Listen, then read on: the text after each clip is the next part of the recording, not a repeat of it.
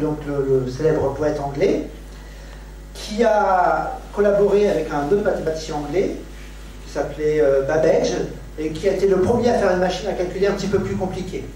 Et Ada Lovelace donc, a beaucoup travaillé avec ce monsieur-là, lui a, je crois, donné beaucoup d'argent, etc. Et je crois qu'elle est morte, elle est morte pauvre, parce qu'ayant investi toute son énergie dans ce truc-là. Et non seulement elle a travaillé sur cette machine à calculer, mais en plus elle a eu l'idée de créer des programmes dans cette machine à calculer.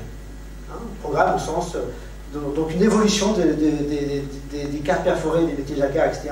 L'idée des programmes, elle a même fait des programmes non triviaux, qui permettaient de calculer des jolies formules mathématiques, liées à ce qu'on appelle les nombres de Bernoulli. Passons, mais c'est des choses non triviales. Et donc c'est en son honneur que l'un des langages informatiques, d'ailleurs, s'appelle le langage ADA, c'est l'un des langages possibles en informatique. Donc non seulement il y a des femmes en informatique, enfin en mathématiques, mais il y en a même dès les préliminaires, les balbutiements de l'informatique. Bon, après, il faut attendre un petit peu la Première Guerre mondiale, et essentiellement la Deuxième Guerre mondiale, donc pour des raisons bancaires, et durant la Deuxième Guerre mondiale, notamment pour casser le code secret des Allemands, le code Enigma. Il y a des moyens informatiques qui sont développés. En fait, en Angleterre, il y a l'organisme en charge de ça passe des annonces dans les journaux pour recruter tous les adeptes de mots croisés, donc des gens qui ont l'esprit un petit peu vif à essayer de casser des codes secrets, etc. Enfin, c'était pas dit comme ça, mais ils les ont récupérés, ils ont fait tout un pôle de personnes qui travaillaient sur casser le code secret des Allemands, le code Enigma. Ils y sont d'ailleurs arrivés. Je crois que c'est pas dénué de controverse parce que, en fait, ils n'ont pas voulu faire comprendre aux Allemands qu'ils avaient réussi à casser leur code. Et donc, des fois, il y a des informations qu'ils avaient, qu'ils n'ont pas utilisées. Donc, par exemple, je crois qu'il y a un cas de figure où ils savaient que des navires allaient être attaqués par les Allemands, ou je crois par les sous-marins allemands. Et donc, il y a des civils qui sont morts. Ces morts civiles auraient pu être évitées si les commandants des bateaux avaient été avertis, etc. Mais ils n'ont pas voulu le faire parce que sinon, les Allemands forcément auraient compris qu'ils venaient de casser leur code. Et c'était une information tellement plus importante qu'ils ont préféré sacrifier des vies comme ça pour permettre d'en sauver d'autres par la suite. Oui, donc les cas de conscience, c'est assez compliqué.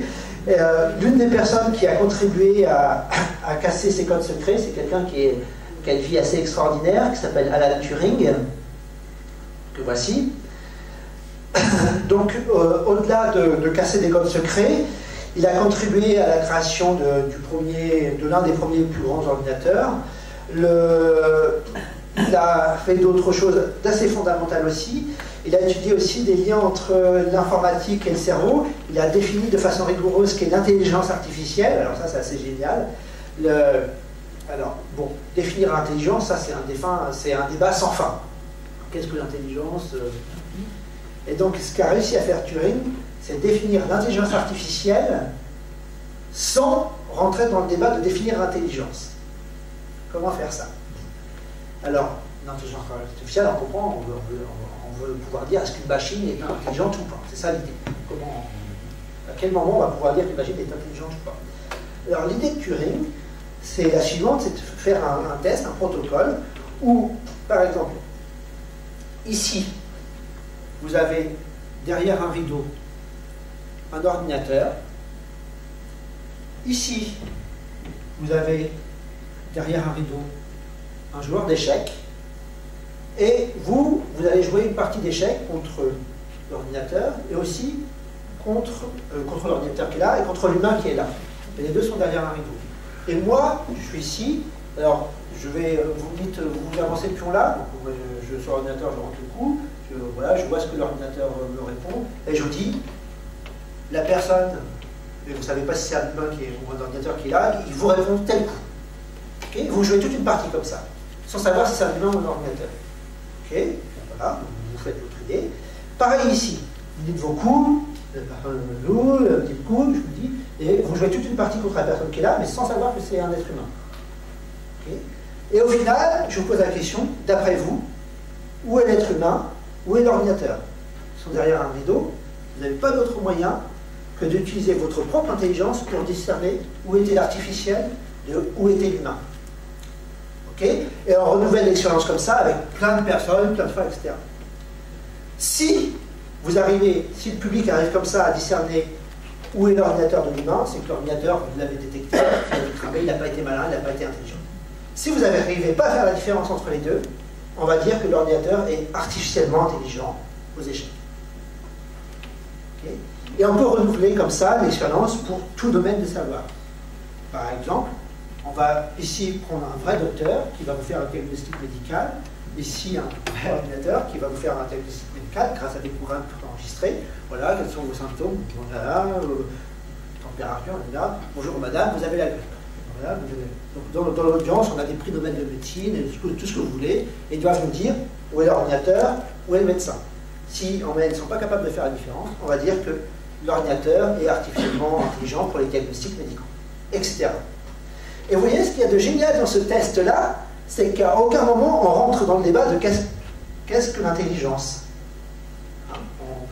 On voit juste que, en gros, pour une certaine tâche, on n'est pas capable de distinguer les compétences d'un ordinateur des compétences d'un humain. Bien sûr, il faut bien décrire ça. Il ne s'agit pas de lui demander qu'est-ce que tu as vu comme film hier soir, est-ce qu'il t'a plu? Non, ça, c'est pas dans le truc. En vrai, règle jeu d'échecs, diagnostic médical, ça règle.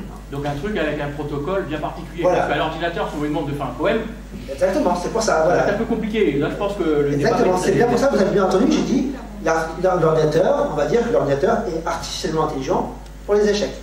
À chaque fois, j'ai bien précisé pour une tâche précise. Voilà. Et donc ça permet de définir l'intelligence artificielle pour une tâche précise. Et après, on peut élargir de plus en plus ces tâches-là. Alors, donc, bien sûr, à l'époque, l'ordinateur, il ne passait pas le test pour plein de choses. Hein, mais très vite, Turing a été l'un des premiers programmateurs de jeux d'échecs. Il a créé un programme qui s'appelle Turbo Champ avec un de ses collègues, Jean Pordove. Un petit programme qui gagnait contre certaines personnes, mais pas contre des très forts joueurs. Voilà. Donc bon, c'était assez facile de détecter quand même qu'il y avait des coups bizarres. Voilà, de nos jours, à l'inverse, l'ordinateur gagne. L'ordinateur est le champion du monde. Est-ce que je peux bien avoir ces photos voilà. Voici une image qui a été célèbre. Donc en 1997, c'est quand Kasparov, donc il y a toute une série de défis entre le champion du monde des échecs, à l'époque, et l'ordinateur. Donc c'était des super ordinateurs construits spécifiquement, avec des programmes auxquels des grands maîtres ont contribué pour aider à faire ces programmes-là, tout ça. Donc sur les premiers matchs, pour la première rencontre, Kasparov a gagné. Au final, il a perdu, et de nos jours, tout être humain se ferait laminer par l'ordinateur. L'ordinateur, c'est fini, il est champion du monde.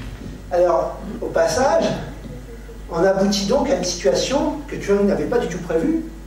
C'est que de nos jours, le test de Turing, pour les échecs, l'ordinateur ne passe pas.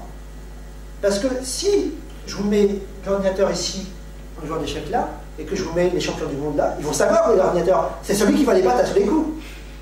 Donc on arrive maintenant à discerner l'ordinateur des êtres humains pour une raison auquel Turing n'avait jamais pensé, c'est que en fait, l'ordinateur, sur certains domaines, a réussi à surpasser l'être humain. Donc le vrai challenge maintenant, de nos jours, pour l'intelligence artificielle, c'est d'arriver à faire moins bien jouer l'ordinateur aux échecs. Il faut arriver à baisser son niveau, mais attention, pas n'importe comment. Il faut qu'il arrive à faire des erreurs de la même nature qu'un humain ferait, pour que ça soit plaisant, pour que vous, quand vous jouez contre l'ordinateur, s'il fait des erreurs trop bêtes, ça ne va pas être drôle, quand vous avez envie de retrouver les mêmes sensations que vous avez contre un humain. Et c'est l'un des nouveaux challenges de l'intelligence artificielle, pour beaucoup de domaines, c'est voilà, d'adapter la capacité de l'ordinateur à un humain. Donc c'est quelque chose d'assez surprenant, effectivement. Alors il y a plein de choses à dire sur l'intelligence artificielle, les échecs et tout ça. Les échecs, c'est vraiment quelque chose qui, durant les 50-60 dernières années, a été l'un des outils test pour l'intelligence artificielle. Par exemple, quelles sont les façons dont l'être humain est arrivé à créer un bon programme d'échecs. Et donc ça a obligé des gens à étudier un petit peu comment l'humain faisait pour jouer aux échecs, donc comprendre le fonctionnement du cerveau. Donc c'est quelque chose qui notamment a été regardé par un mathématicien, psychologue, champion du monde d'échecs néerlandais, qui s'appelait Euwe. Donc il a regroupé tout un tas de personnes autour de lui, des joueurs complètement débutants, des joueurs de clubs moyens, des joueurs forts, des joueurs grands maîtres internationaux, tout le monde. Et puis à tous, il leur a donné des problèmes, des petits problèmes d'échecs, et qui étaient, voilà, dans cette position-là, qu'est-ce que vous jouez? C'est pas forcément des histoires de maths en 3 coups, c'était des trucs où il pouvait y avoir plusieurs réponses. Hein, et puis voilà, quels sont les coups que vous envisageriez de jouer. Voilà. Et en répétant et répétant ces tests-là, il s'est aperçu de quelque chose de fondamental, qui était que, en fait, la plupart des joueurs moyens, ils vont relire peut-être une dizaine de coups qu'ils n'arrivent pas forcément à distinguer. Ouais, je peux jouer ça, moi aussi ça, pourquoi plus ça que ça, je sais pas. Ouais, alors que les très forts joueurs, eux, se concentrent tout de suite sur 3 coups. Donc, très vite, les forts joueurs, au lieu d'avoir plein de possibilités à regarder, ils en ont que très peu à chaque fois. Et donc, ça leur permet d'aller plus profond dans l'arbre des possibilités. Donc, tout le travail de ce docteur Reveux, c'était de comprendre quels sont les mécanismes qui sont en jeu dans ces grands joueurs pour arriver à se concentrer sur juste quelques positions. Alors, très vite, il y a des idées qui ont été trouvées. Je ne sais pas parmi vous qui a au moins joué une fois aux échecs, il n'y a pas besoin de plus que ça pour comprendre ce que je veux dire, mais un truc très simple, c'est de dire, déjà, est-ce que cette position-là est meilleure que telle autre? Voilà. Je vois qui semble gagner actuellement. Je vois cette partie-là qui semble gagner. Comment juger de ça rapidement? Ça, c'est le niveau 0. Si on n'a pas ça, l'ordinateur n'arrivera pas à avancer. Alors, pour faire ça, une première idée, ça a été de donner une valeur aux pièces. On va dire que les pions, ça vaut 1 point, que la tour vaut 5 points, les fous, le cavalier, 3 points, et la reine, 10 points. Le roi, on ne peut pas le perdre, c'est une valeur infinie. Voilà. Et donc, une position, qu'est-ce que vous faites? Vous sommez tous vos points que vous avez, vos pièces, ça fait une certaine somme. Si cette somme-là est plus grande que la somme de l'adversaire, on va dire oui, c'est cette personne-là qui semble avoir l'avantage. Hein, c'est une idée un tout petit peu plus fine que juste le nombre de pièces. Donc par exemple, vous voyez bien que si lui il a une tour en moins et que moi j'ai une tour madame en moins, lui il a moins 5, moi j'ai moins 10, c'est lui qui a l'avantage sur moi. Il a un avantage de 5 points. Si il a une tour en moins, 2 fous en moins, 5 points pour la tour, 3 points pour les 2 fous, ça fait 5 plus 6 points, il a 11 points en moins, moi j'ai juste perdu madame, 10 points, c'est moi qui ai l'avantage. Donc c'est une toute petite idée comme ça, donner une valeur aux pièces, et avec ça, ça réussit un petit peu à juger la position. Ça ne suffit pas, il faut ramifier. Après, en interrogeant beaucoup de grands maîtres, ils se sont aperçus que les fous, une paire de fous, c'était un tout petit peu plus fort qu'une paire de cavaliers. Donc au lieu de mettre 3 points, on va mettre 2,90 et 2,75. Ils ont fait des petits peaufinages comme ça. Bon, il y a tout un tas de trucs comme ça. Et puis après, ils ont pris en compte, est-ce que les pions, ils sont comme ça, ou est-ce qu'ils sont comme ça, alignés? Voilà. Ils ont, au fur et à mesure, ils ont réussi à aligner un petit peu ce qu'on appelle la fonction d'évaluation de la position. Donc ça, c'était une idée. Et c'est une idée qui réapparaît pour plein d'autres problèmes. Hein, dès qu'on veut faire évaluer une position à un ordinateur, et malheureusement même à des gens dans les ministères, ils vont tout de suite vouloir faire une espèce de sommation de chiffres. Et voilà, ce nombre-là est plus grand que celui-ci, alors là c'est mieux. Bon. Alors des fois ça marche bien, et puis dans d'autres domaines ça peut être plus controversé. En tout cas pour les échecs ça fait faire des progrès. Il y a tout un tas d'autres choses qui ont fait faire des progrès aux échecs. Comment imaginer des coups à venir? Alors pour les coups à venir, il y a cette idée de... Si je regarde tous les coups à profondeur 2 par exemple, 2 coups en avance, eh bien il pourrait y arriver à la situation suivante. Imaginez, je vous prends votre tour, donc je suis content, je gagne 5 points. Je vous mange votre tour avec madame. Paf, je gagne 5 points. Donc apparemment c'est bien, je vais jouer ce coup-là, je gagne 5 points. Sauf qu'en m'arrêtant à ce niveau de réflexion-là, j'ai pas vu qu'après, vous me prenez madame avec un petit pion. Et donc moi j'ai gagné 5 points, mais vous avez gagné 10 points. Donc en fait c'était très bête de ma part de vouloir prendre votre tour, parce qu'après je perdais madame. Donc ça crée ce qu'on appelle l'effet d'horizon. Il ne faut pas s'arrêter au bout de 2 coups, il faut s'arrêter de réfléchir sur les coups en avance quand la situation s'est calmée un petit peu. Donc il y a la notion de quiétude, de est-ce qu'on peut arrêter la pensée là, parce que la situation est calmée, pour que le comptage des points fasse sens. Donc c'est quelque chose qui a fait faire un progrès aux ordinateurs. Il y a plein d'algorithmes qui ont fait faire aussi des progrès, la théorie des ouvertures, des finales et tout ça, il y a plein de calculs qui sont encore en cours pour mieux comprendre tout ça. Et en fait, très rares sont les problèmes sur lesquels l'humain continue à surpasser l'ordinateur aux échecs. En gros, là où l'humain reste supérieur à l'ordinateur, c'est sur des plans à très très très long terme. Des plans qui obligeraient à réfléchir sur peut-être 100 coups, des choses comme ça. Il y a quelques rares positions où ça existe. Et là, l'humain peut être capable. mais sur des trucs très tactiques, sur quelques coups, l'ordinateur explose tous les humains. Donc voilà l'un des grands succès de l'ordinateur sur l'humain. Au passage, Kasparov, très frustré de sa défaite, bon, j'en ai marre, maintenant j'arrête de jouer contre l'ordinateur, ça y est, c'est fini, je sais, il va toujours gagner, donc j'arrête. Kasparov a eu l'idée d'inventer la chose suivante, c'est, au lieu de faire des tournois homme contre ordinateur, il a l'idée de faire des tournois homme plus ordinateur contre homme plus ordinateur, pour voir si l'homme, maintenant aidé de quelqu'un qui est plus fort que lui, peut arriver, grâce à son intelligence, à être plus fort que l'ordinateur tout seul. Et il s'est passé des choses très amusantes, donc il y a eu des tournois comme ça d'organiser, et en fait, ce n'est pas l'ordinateur le plus fort avec les joueurs d'échecs le plus fort qui ont gagné, c'est des humains qui ont réussi à bien être complémentaires par rapport à l'ordinateur, qui était un peu moins fort que les plus forts joueurs du tournoi, qui ont réussi à gagner. Donc voilà, c'est des pistes pour le futur, c'est avoir une bonne complémentarité entre les capacités des humains et les capacités des ordinateurs pour ce qui est de l'intelligence artificielle, et on peut main à couper que de notre vivant, on verra ça en médecine, en autre chose, donc on commence déjà à le voir en fait. Alors après, il y a des domaines sur lesquels l'ordinateur est complètement nul. Il y a, oui, j'ai récupéré une image, un truc qui semble très très similaire, mais sur lequel presque n'importe quel enfant continue de battre l'ordinateur. C'est ce qu'on appelle le jeu de Go. Donc, voilà, donc voici un petit jeu de Go, vous voyez là. Donc un jeu qui est très joué Chine, Asie, Corée, hein, à l'origine, mais qui maintenant est répandu partout, un petit peu partout. Il faut mettre d'autres images. Ok, une position. Alors, pourquoi? Alors c'est des règles très simples. Hein, il y a blanc et noir qui jouent chacun leur tour sur leurs intersections. Et si vous avez des pions qui sont complètement entourés, ils sont mangés. Et en gros, après, il s'agit de compter combien vous avez de cases à l'intérieur de votre zone entourée, etc. Bon, je passe, et les détails ne sont pas importants. Ce qui est important, c'est pourquoi l'ordinateur est complètement nul à ce truc-là.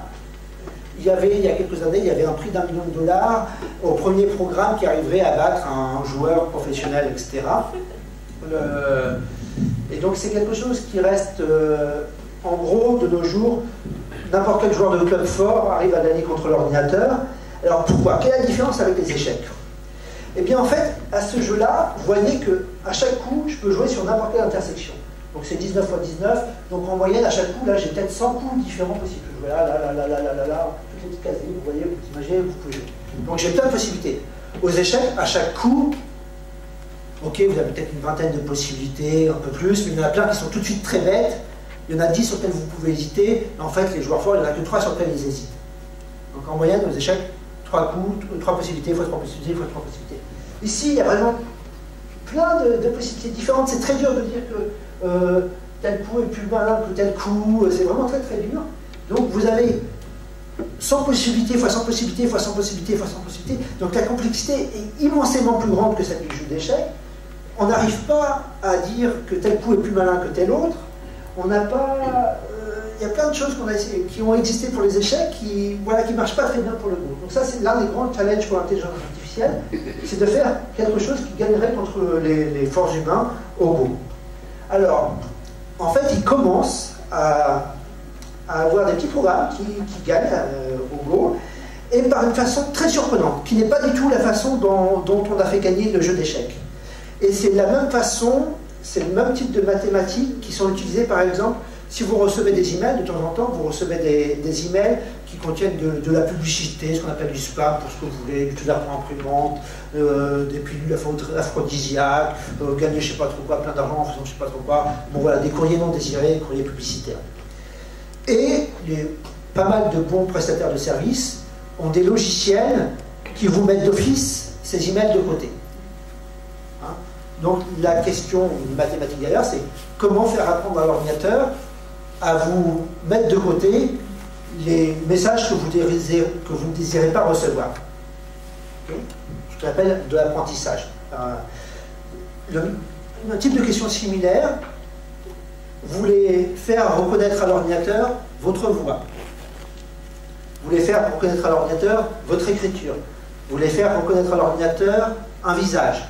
On peut imaginer dans les stations de métro, tout ça, Big Brother is watching you, on vous filme aussitôt, on sait qui vous êtes, ah, attends, je suis pro-terroriste, on envoie la police pour l'arrêter. Il y a plein de gens qui travaillent sur ces choses-là, de réseaux spatiales, etc. Derrière tout ça se cache un petit peu le même type de mathématiques qui sont liées aux probabilités, en fait. Et donc, qu'est-ce que l'on va faire? Eh bien, on va faire répéter à l'ordinateur plein d'expériences. On va lui dire, voilà, là-dessus, qu'est-ce que tu penses que c'est? Est-ce que c'est un bon coup ou un mauvais coup? Alors lui, il répond bon coup. Et puis au final, il regarde s'il a perdu la partie ou pas. Et puis vous répétez comme ça, l'ordinateur il va très vite. Donc ça, ce genre d'expérience, vous pouvez le répéter des milliards de fois. Et en fait, il va se faire comme ça une espèce de table de données, d'heuristique, sur laquelle il va retenir que tel truc c'était bon, tel truc c'était mauvais. Mais c'est pas du tout pourquoi. Tel message c'était un spam, tel message c'était pas un spam. Et au fur et à mesure, il va reconnaître un petit peu comme ça, et il va chercher des similitudes entre toutes les réponses qui étaient oui, toutes les réponses qui étaient non. Alors bien sûr, des fois il va se planter, mais en répétant plein de fois, hein, par tentative et erreur, on finit par y arriver. C'est en fait quelque chose que l'homme fait aussi. Essayer quelque chose, ça marche pas, je retente, et puis au fur et à mesure, vous allez comprendre, ah bah oui, c'est pour ça que ça avait marché, et vous en déduisez une espèce de règle, d'inférence comme ça. Donc mathématiquement, ça repose sur ce qu'on appelle les probabilités conditionnelles, probabilité apprentissage bayésien, enfin, il y a des formules mathématiques derrière, et qui s'appliquent un petit peu à toutes ces questions-ci. Alors, donc tout ça, j'étais parti de Turing qui avait dégagé cette notion de artificiellement intelligent. Turing a fait d'autres choses. Turing, par exemple, s'est intéressé aussi à ce qu'on appelle la morphogénèse. La morphogénèse, c'est les formes un petit peu étranges qu'apparaissent, par exemple, les zébrures d'un zèbre. Ou vous pouvez penser au tigre, au léopard, toutes ces formes un petit peu étranges que certains animaux ont sur leur pelage. Comment elles s'expliquent? Turing a donné des équations pour ça, a expliqué ça, il a dégagé un mécanisme assez simple pour ça. Turing a également contribué à définir mathématiquement l'ordinateur. Il a donné une définition d'ordinateur qui a eu des conséquences assez surprenantes, encore de nos jours. Et notamment, on peut rebondir dessus pour dire que, alors vous pensez peut-être tous que quelque chose, en sciences, en mathématiques notamment, est soit vrai, soit faux. Soit vrai, soit faux. Eh bien non, il y a une autre possibilité. En mathématiques, une chose est soit vraie, soit fausse, soit indécidable. Et on peut le prouver grâce aux idées de Turing. Je pourrais revenir dessus après. Alors Turing, au passage, donc, je disais qu'il avait une vie assez extraordinaire, malheureusement assez triste, parce qu'il se trouve que en fait, il était homosexuel, ce qui n'était pas légal en Angleterre à l'époque, et donc il a été condamné à la castration chimique.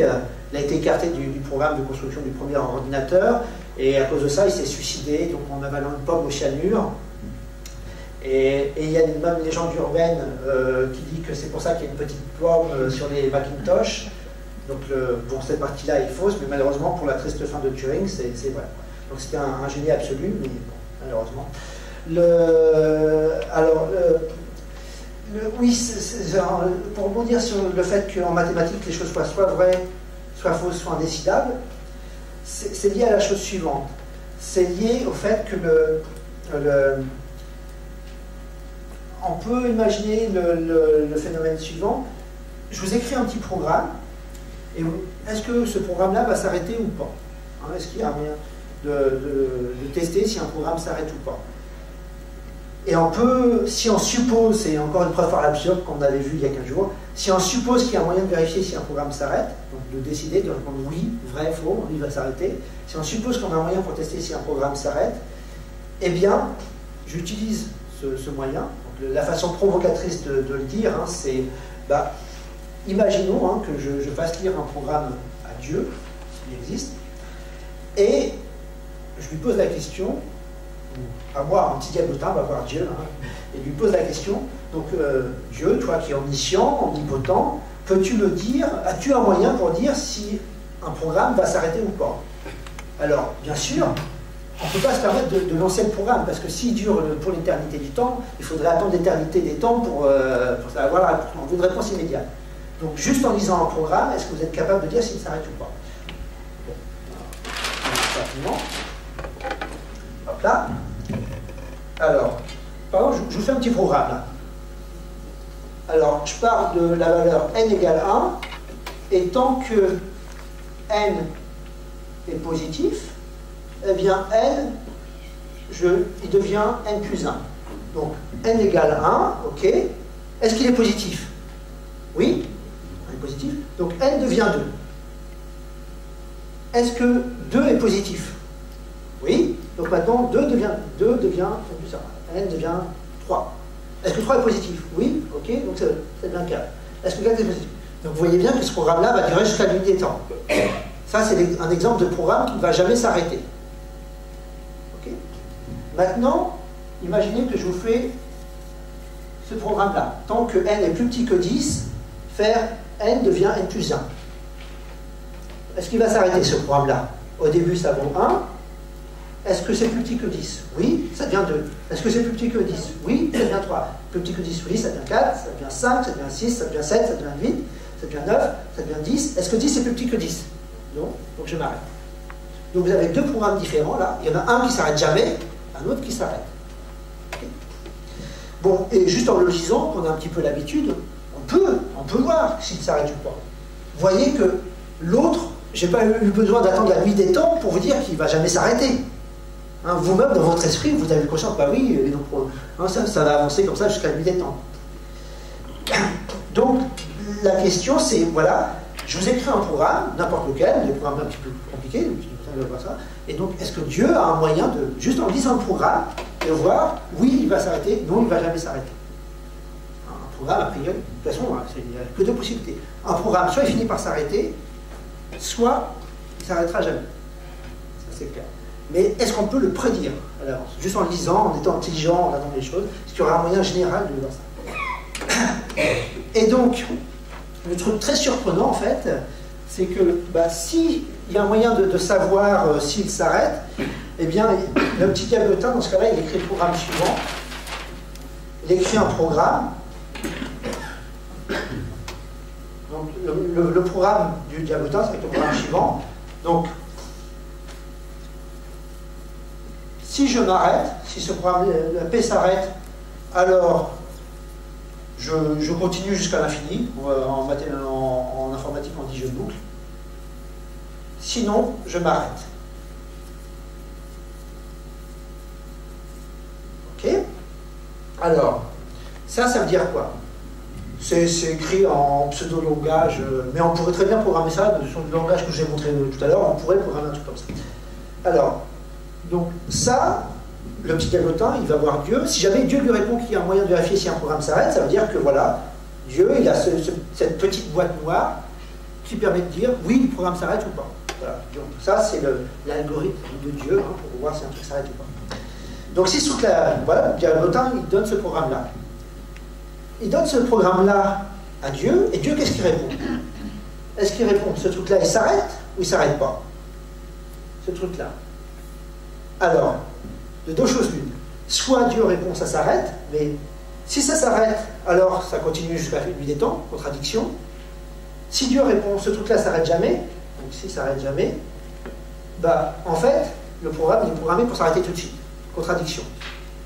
Donc, dans les deux cas de figure, il y a une contradiction. La seule hypothèse que j'ai faite, c'était qu'il y avait un moyen pour savoir si un programme s'arrêtait automatiquement. Hein. Et donc, en fait, même Dieu ne possède pas ce truc-là. Et donc, si le petit diablotin va voir Dieu, qu'est-ce que va lui répondre Dieu? Il va lui répondre: ah, petit diablotin, tu croyais m'avoir, mais je sais très bien que telle chose n'existe pas, parce qu'en mathématiques, il n'y a pas soit vrai, soit faux. Et une troisième possibilité, c'est être indécidable. Et tester si un programme, tester en toute généralité si un programme va s'arrêter ou pas, c'est quelque chose qu'indécidable. Jamais, jamais, jamais, on ne pourra trouver un moyen automatique pour tous les programmes pour savoir s'ils s'arrêtent. Bien sûr, dans certains cas de figure, on peut y arriver, mais pas pour tous les programmes. Donc ça, c'est voilà, lié aux travaux de Turing, de Gödel, d'autres choses. Et ça a été un vrai bouleversement en mathématiques. Hein. C'est de comprendre qu'il n'y a pas que vrai et faux, il y a une troisième possibilité qui est indécidable. C'est vraiment quelque chose d'intrinsèque en mathématiques. Et donc, tout un pan des mathématiques par la suite a été de se restreindre à des choses qui sont décidables, parce que vous n'avez pas envie, par exemple, hein, c'est pour rejoindre d'autres problématiques que j'avais abordées la semaine dernière, si jamais vous avez un avion qui vole vous n'avez pas envie qu'il ne sache pas répondre à une question. Donc il faut des fois restreindre un petit peu les questions que l'on pose à l'ordinateur pour être sûr qu'il arrive toujours à y répondre. Pour rester dans le truc du décidable. Donc ces questions de décidabilité, etc., c'était l'un des grands bouleversements du siècle dernier. Et c'est pas sans rejoindre aussi d'autres choses en physique, comme le principe d'incertitude d'Heisenberg. C'est-à-dire, en physique, il y a aussi des choses qui sont impossibles à faire. En physique, par exemple, vous ne pouvez pas savoir à la fois la vitesse et la position de façon très précise d'une particule.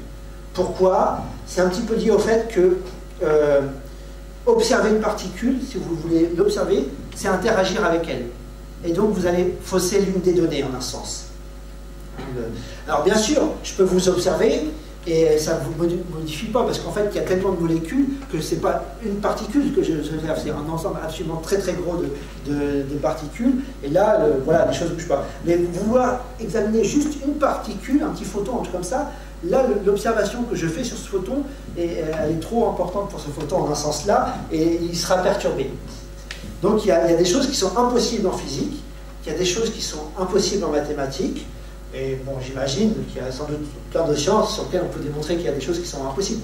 En sciences humaines, par exemple, le mot science peut être remis en cause, au sens où je définissais tout à l'heure les sciences, un domaine dans lequel on est capable de faire des expériences, de les reproduire à l'identique, de prédire le futur.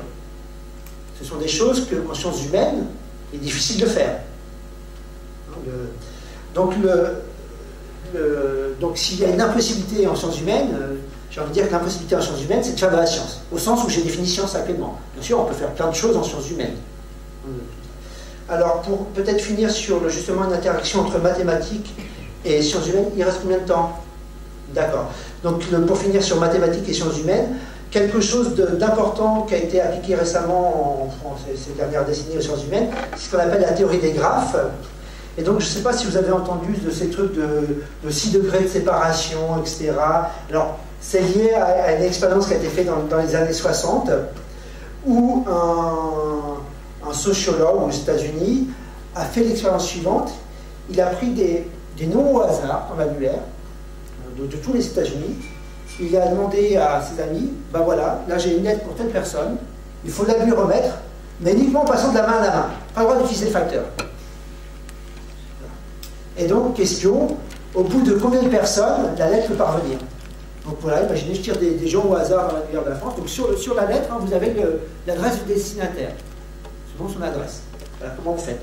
Par exemple, vous pouvez penser, ok, je vais la donner à mon coiffeur, il connaît beaucoup de monde, il va peut-être connaître quelqu'un qui va aller à Paris bientôt, le mec à Paris va la donner à quelqu'un qui va aller dans le village en question, qui va la donner au maire du village, le maire du village la remettra à la personne. Formidable, là c'est assez idyllique. Mais en fait, ce cas de figure est très réaliste parce qu'on s'est aperçu que pour la plupart des expériences de ce type, en fait, il suffisait en moyenne d'à peu près 6 personnes. Ça passait par 6 personnes, et donc, en gros, vous êtes à 6 poignées de main de n'importe quel être humain sur Terre. C'est à peu près ça l'idée. Donc c'est quelque chose qui est assez surprenant, et il y a plein de phénomènes qui illustrent cette chose-là. Par exemple, un truc qui a été fait en mathématiques, c'est que les mathématiciens, souvent, écrivent des articles entre eux. On collabore de nos temps. Il y a plusieurs siècles, c'était plutôt des travaux solitaires. De nos jours, on écrit à plusieurs, on coupe les forces, etc. Et donc, au lieu de parler de poignée de main, on va parler d'articles écrits avec un tel. Et il y a un mathématicien qui a fait à peu près plus de 1000 articles, qui s'appelle Erdős, qui a écrit avec 300 personnes différentes. C'était un très grand mathématicien, c'est l'un des plus grands mathématiciens du siècle passé. Il y a un joli film sur lui, etc. Puis un livre aussi, je crois qu'il est, oui, si vous tapez ERDOS, il est à la bibliothèque au-dessus. Et donc, ce mathématicien a écrit avec 300 personnes. Ces 300 personnes étant des mathématiciens importants, ont également écrit avec beaucoup de personnes. Ce qui fait que presque n'importe quel mathématicien sur Terre a écrit un article avec quelqu'un qui a écrit un article qui a écrit un article avec Erdős. Et c'est un phénomène que les gens sont aussi amusés à faire avec des acteurs de cinéma. Avec les acteurs de cinéma, il y a quelqu'un qui avait joué dans beaucoup de films, puis on regarde à quelle distance on est de telle personne. Donc là, ça s'appelle en mathématiques, ça s'appelle le nombre d'Erdős, la distance que l'on a d'Erdős. Et donc, par exemple, on peut voir que, je sais pas, Einstein est peut-être à distance 3 d'Erdős, alors qu'ils n'ont jamais, je crois, jamais parlé, etc. Donc voilà, il y a plein de choses comme ça. Donc ces phénomènes de graphes, des trucs comme ça, c'est des choses qui apparaissent aussi dans le réseau Internet. Et c'est des choses qui sont assez fondamentales dans plein de choses. Tout ce qui est Facebook et tout ça, c'est en train d'utiliser des mathématiques pour étudier les réseaux sous-jacents, pour mieux les comprendre, pour éventuellement en tirer des bénéfices financiers, etc. Et tout ça. Je crois qu'il est temps que je m'arrête, donc je vais m'arrêter là pour peut-être vous laisser le temps à quelques questions. Ah oui, en plus, c'est bien, du coup je fasse attention. D'accord. Donc je vous remercie, mais je suis preneur de toutes vos questions si vous voulez.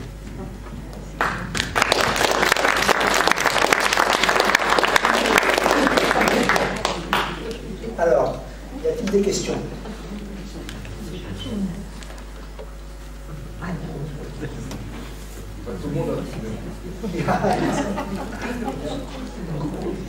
Alors, je peux rebondir moi-même sur... Donc, j'ai vu quelques livres qui sont là, hop là. Alors, de ceux qui sont là, celui que je préfère peut-être, c'est celui-ci, sur les nombres premiers. Alors, pour des gens qui connaîtraient un petit peu les mathématiques quand même. Donc, il y a plein de jolies choses. Donc c'est Jean-Paul Delahaye, c'est quelqu'un qui fait plein de petits articles de façon récurrente dans une revue qui s'appelle Pour la Science. Donc c'est une compilation de ces articles qui sont très bien. Certains des autres là sont peut-être un petit peu durs. J'en ai amené d'autres ici, dont certains je sais sont à la bibliothèque là-haut. Pour ce qui est de l'histoire des mathématiques, il y a ce petit bouquin qui s'appelle Une histoire des mathématiques, Route et des dalles, de Daon et d'Anodico. Donc c'est d'un bon niveau, hein, quand même, mais c'est lisible par du grand public en grande partie, et on va retrouver un petit peu ce que j'ai dit sur l'histoire de l'Antiquité jusqu'à nos jours. Un truc qui est peut-être encore mieux réussi et encore plus accessible, donc je crois que la bibliothèque s'est abonnée à la revue Tangente, ou du moins à quelques numéros de la revue Tangente, donc ils ont des hors-séries de temps en temps, et donc là il y en a un sur les grands mathématiciens modernes, et donc dedans vous allez retrouver plein de mathématiciens que l'on a cités au cours des deux exposés, et c'est vraiment très sympa parce que vous avez à la fois des informations justes, c'est pas toujours le cas quand on fait de la vulgarisation, les personnages sont vivants et ça permet de comprendre plein de choses sans être bon en mathématiques. Donc de tous ceux que j'ai cités, pour des gens qui sont vraiment qui connaissent que dalle, ce serait le meilleur de ceux que j'ai cités. Alors après en haut, je me souviens plus trop ce que j'avais vu encore. J'ai plus en tête ce qui était à la bibliothèque. Mais voilà, pour ceux qui voudraient. Oui. De toute façon, pour la bibliothèque, il y a une table qui a été mise en avant qui est sur le thème des mathématiques. Et donc, je vais profiter pour rebondir par rapport à ce que vous avez dit tout à l'heure. La revue Tangente, nous ne sommes plus abonnés, mais nous allons nous abonner. D'accord. Néanmoins, par contre, la première revue que vous avez citée pour la science, par contre, est bien disponible là-haut. D'accord. Pour ceux qui pourraient être intéressés par la suite. Oui, une très bonne revue on a quelques exemplaires de la revue Tangente à votre disposition. Ouais, donc, pour la science, c'est vraiment aborde tous les sujets, c'est d'un bon niveau, hein, je veux dire, c'est visible aussi bien par des gens qui seraient à l'université que par des gens qui seraient collège un peu dur, lycée. La recherche est une autre revue de très bon niveau, mais un petit peu plus complexe d'accès peut-être. Que vous avez aussi, d'accord. Ok, c'est bon. Oui, madame? C'est une question que vous me posez, peut-être vous n'allez pas savoir répondre, c'est juste pour savoir. La planche de Galton et la forme de courbe de Gauss qu'on obtient à la fin, est-ce que ça pourrait avoir un rapport avec ce qu'on obtiendrait par exemple en versant du sable et le tas que ça fait en dessous? Alors, oui, mais pour le sable, c'est un petit peu plus compliqué parce qu'il y a des forces à l'intérieur du tas de sable et tout ça qui rendent la dynamique un petit peu plus compliquée. Donc il y a des liens, mais il faut mieux le faire avec des vraies billes un petit peu plus grosses pour qu'il n'y ait pas de force interne au tas de sable, etc. Mais au passage, monter les grains de tas de sable, c'est des choses qui ont été faites aussi par Archimède, Larénaire. Il se pose pour répondre à cette question, à partir de combien de grains de sable on a un tas, etc. Et bon, il avait fait des choses un peu plus malantes, plus malignes. Alors qu'ils n'avaient pas du tout les chiffres arabes, hein, donc ils n'avaient pas moyen d'écrire les grands nombres, il avait développé un système en grec pour écrire des très très grands nombres. Et donc pour écrire un nombre tellement grand que c'était la quantité de grains de sable qui remplirait, je ne sais pas, la terre, en tout comme ça, dans l'arénaire. Ouais. après, d'un point de vue mathématique, les équations pour les grains de sable et tout ça, c'est des choses qui restent un petit peu compliquées. Il y a des jeux de liens aussi avec la combinatoire, et la percolation dans le pétrole aussi, il y a des très jolies questions qui sont liées à ça, mais ils sont toujours en train d'être étudiées. Bon, merci beaucoup. Merci beaucoup.